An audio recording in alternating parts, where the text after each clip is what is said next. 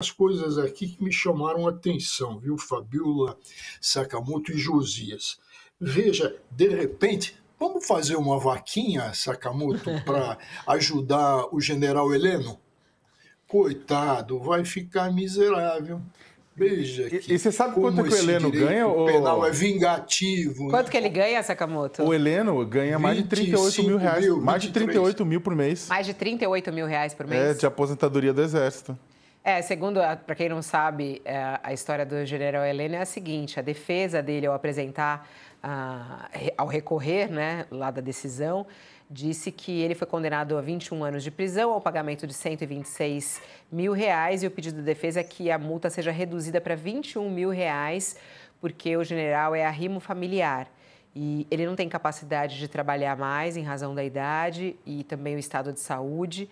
E esse montante total da condenação representa praticamente 6 meses do seu salário líquido, sendo que tal pena o deixaria em situação de miséria, Sakamoto. Miséria é o que aconteceria caso os planos do general Heleno, do general Braga Neto, do general Paulo Sérgio, de outros generais, do almirante Garnier, de Jair Messias Bolsonaro, entre outros, tivesse sido levado a cabo, Fabiola. Agora, é claro, como o Walter colocou, o choro é livre. Agora é o momento, o pessoal vai tentar de tudo, né? Tá na balada tirando para todo lado, assim, né? Vai que cola com alguém. Né? Vai que tem sempre um chinelo velho para um pé cansado, já dizia o ditado popular. Estão procurando o pé cansado para o chinelo velho. Eu desconfio que na primeira turma do Supremo só tem um pé cansado que já deixou claro que aceitaria o chinelo velho da argumentação dos réus. Os outros 4 ministros, não. Os outros 4 ministros já colocaram que não aceitam esse chinelo velho. Falaram assim, olha, não concordo e assim deve ser, né, na minha avaliação, e a partir de 7 de novembro, rechaçando os argumentos da defesa. Mas esses argumentos estão vindo coisas extremamente, criativas. Né? A própria defesa do Anderson Torres, do ex-ministro Anderson Torres, comparou a sentença que ele tinha sofrido com as sentenças que foram dadas aos criminosos de guerra do Tribunal de Nuremberg, né? Falando, nossa, olha, é até maior que o Tribunal de Nuremberg. Gente, primeiro que é o seguinte, essa comparação de banana com parafuso, de coisas que não tem nada a ver, né? Tudo bem, é aceita na defesa, mas vai acabar sendo criticada publicamente. Então tá, você vai pegar qualquer crime contra a vida, um crime de um homicídio simples, ele é maior do que muitas das penas de Nuremberg, no Tribunal de Nuremberg. O contexto é diferente, a situação é diferente. E é claro, se você for pegar um crime da qual eles estão sendo acusados do crime de abolição violenta do Estado Democrático de Direito. Eles foram acusados, não, condenados. Abolição violenta do Estado Democrático de Direito, tentativa de golpe de Estado. Isso, em muitos sentidos, é muitas vezes pior do que um crime comum, que também é maior do que a pena de Nuremberg. Não dá para você ficar comparando esses contextos dessa forma. O que acontece é que o crime contra o qual eles foram imputados é um crime que, se tivesse tido sucesso, a democracia teria morrido, a democracia teria sido assassinada. Né? Que, em muitos sentidos, ela pode levar a um dano à qualidade de vida e à vida das pessoas, pode levar à morte das pessoas. A gente acabou de ver no sábado a celebração da memória dos 50 anos do assassinato e tortura de Vladimir Herzog. A gente sabe o que acontece numa ditadura. Pessoas são tiradas de suas famílias, são torturadas e mortas. Assim como aconteceu na ditadura brasileira, argentina, chilena e tantas outras ditaduras, ou mesmo que acontece hoje na Rússia ou na Venezuela. Então, o que o pessoal estava propondo era um estado de exceção que se podia, na prática, fazer o que quiser, inclusive com a vida das pessoas. Isso é grave, isso é sério. E só para terminar, Fabiola, é interessante que o pessoal fique chamando e fazendo... Já que eles abriram a caixinha da comparação com o julgamento nazista, vamos lembrar de Hannah Arendt, da filósofa Hannah Arendt. Vamos lembrar do excelente livro que ela escreveu sobre Eichmann em Jerusalém, do julgamento de Eichmann em Jerusalém, do julgamento de um nazista, né, que atuou, né, em crimes contra a humanidade, em campos de concentração. A Hannah Arendt narra uma coisa extremamente interessante, como em situações propícias, em contextos propícios, um cidadão comum pode, por querer fazer parte de um grupo, por estar de olho na sua carreira, por ser aceito socialmente, que é o caso do Eichmann, ou seja, para atender aquilo que se esperava dele, pelo seu grupo, por qualquer coisa desse tipo, ele pode se transformar num monstro. O que acontece que a Hannah Arendt mostra é que o Eichmann não nasceu um monstro, ele virou um monstro exatamente nesse contexto do nazismo. E que qualquer pessoa, tios, nossos tios, parentes, amigos, irmãos, cônjuges, nós mesmos, podemos nos transformarmos em monstros nesses contextos. E o que aconteceu? O que a gente viu no 8 de janeiro de 2023? O que a gente viu ao longo de todo o processo golpista no Brasil de 2021, 22, 23? Foram pessoas, foram conhecidos nossos se transformarem, né, mudarem radicalmente, exatamente por conta desse contexto, para fazer parte de um grupo, mobilizados por essa turba, né, levados a acreditar isso por conta da propaganda bolsonarista. Há vários pontos de contato, já que Anderson Torres trouxe a carta do julgamento de Nuremberg para cá. Então, o que acontece? O que a gente viu foi isso. O bolsonarismo foi fundamental para transformar a sociedade brasileira, para esticar, para esgarçar o tecido social, para transformar pessoas comuns em pessoas que atuaram de forma monstruosa no ataque contra a democracia. E isso precisa ser lembrado também. Ô, Josias, em especial essa história do Augusto Heleno, né? Qual foi o papel dele? Essa multa é muito dinheiro, assim? Pode tornar a vida dele uma miséria, como a defesa alega? Como é que você vê esse recurso apresentado por Augusto Heleno? O general Augusto Heleno, ele compôs um grupo de oficiais que viraram ministros palacianos durante o governo Bolsonaro, e eles foram muito privilegiados em termos financeiros, né?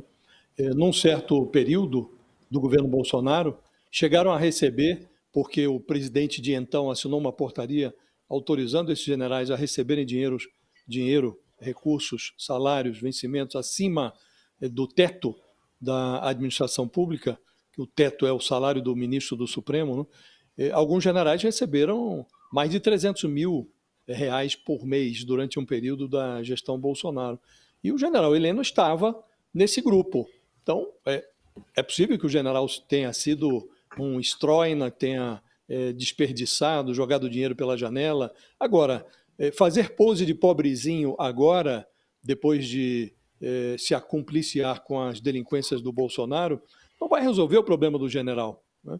Ele pode, eventualmente, comprovar perante a justiça que empobreceu, virou um personagem sem recursos para o custeio da sua sobrevivência, e pode reivindicar uma revisão da pena nesse aspecto do pagamento da multa, né? Agora, objetivamente, Fabíola, o que está ocorrendo agora é um desespero de fim de linha. O Bolsonaro e o alto comando do golpe, condenados, apresentaram os seus embargos, né? E o Supremo Tribunal Federal marcou para o dia 7 de novembro o início da análise desses embargos. É uma sexta-feira, os embargos serão julgados no plenário virtual, os ministros terão até 7 dias para concluir o julgamento. Então, eles estão às vésperas de conhecer o destino criminal das suas aventuras durante o governo Bolsonaro. Vão cumprir pena. O general Heleno, até pela idade, é possível que ele consiga obter algo que também ambiciona o Bolsonaro, que é uma prisão domiciliar, né? Outros, como Anderson Torres, mais jovem, ex-ministro da Justiça, talvez não tenha o mesmo privilégio. Pode acabar na papuda, né? E terá que ter uma cela especial, porque é delegado da Polícia Federal, e nos presídios, os delegados, quando condenados, vão para alas especiais, são misturados com os delinquentes convencionais para evitar problemas, né? Então, estão todos eles enxergando as grades, Fabíola, enxergando a tornozeleira eletrônica na perna, e estão em desespero. Agora não adianta mais. Deveriam ter refletido quando o crime se apresentou diante deles. Incorreram na delinquência, foram julgados, beneficiados pelo devido processo legal, tudo dentro da lei, sem nenhuma anomalia, e é preciso que no Brasil as sentenças se cumpram. Em algum momento os julgamentos têm que terminar. Esse está muito próximo do final, Fabíola. Daí esse esperneio, a falta de dinheiro, a invocação de argumentos nazistas, a reprodução, a reiteração de argumentos já julgados, já analisados pela primeira turma do Supremo. Então, é muito desnorteio, mas é comum. É o desespero dos condenados, Fabiola. Desespero dos condenados. Professor Mairotti, do ponto de vista jurídico, quando eles argumentam em relação ao salário dele e que essa multa representaria 6 meses, né, do salário dele, isso é levado em conta na hora de analisar? Quer dizer, eles podem rever essa multa? Não podem rever essa multa. Se ele está insolvente, ele deve buscar a insolvência dele em outro processo, com outra natureza não criminal. Ele vai deixar de pagar a sanção, a multa, mas, evidentemente, ele pode ter bens penhorados e etc. Mas essa do general Heleno tem uma curiosidade a mais, não vamos deixar passar, que você coloca, que ele diz que é arrimo de família, mas ele coloca também que é ele e a mulher, né? Então, essas despesas ele vai ter que reduzir na casa dele, né? Para conseguir pagar, evidentemente, a multa, que é uma sanção pelo crime que ele cometeu.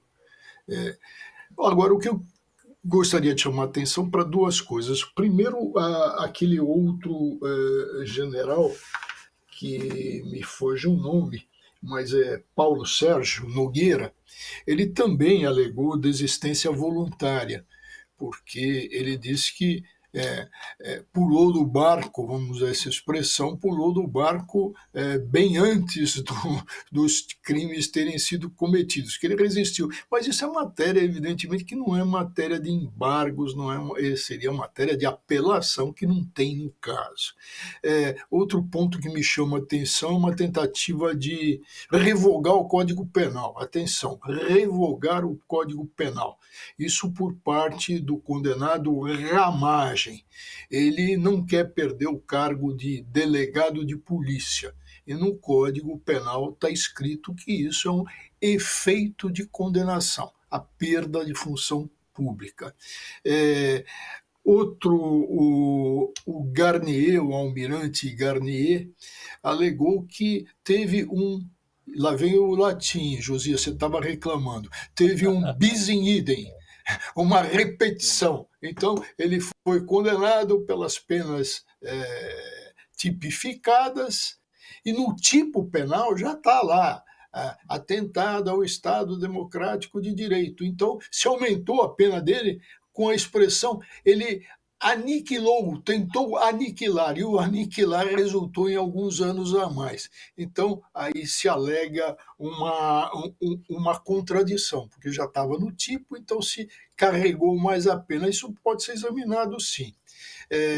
Mas, no resto, eu volto à questão do esperneio, mas, pela vontade do Moraes, do ministro Alexandre de Moraes, ele teria colocado na porta do Supremo uma placa, a mesma placa que o Dante Alighieri colocou na porta do inferno, onde está escrito, aspas, deixem aqui, na porta de entrada, todas as suas esperanças.